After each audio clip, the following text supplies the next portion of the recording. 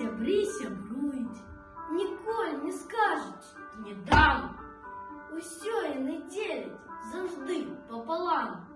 Суніцы, чарніцы, банан, вінаград, пячэнне, халву, апельсин, шоколад. Адзін, дзе грэцкі арэх, як на грэх, пароўну падзеляць і грэцкі арэх. Сябры яны проста вадой не разліць.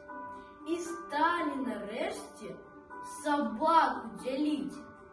А як ты падзеліш, калі ён адзін?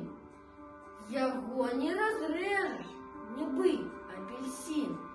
Рашылі, пабудзе ў адным будане, а потым праз дзень у другі зазірне. Вось так падзялілі сабаку сябры. І той не крыўдуе, мяняе двары. І будзе ён бегаць вось так і далей. Прыемна сябрам і яму весялей.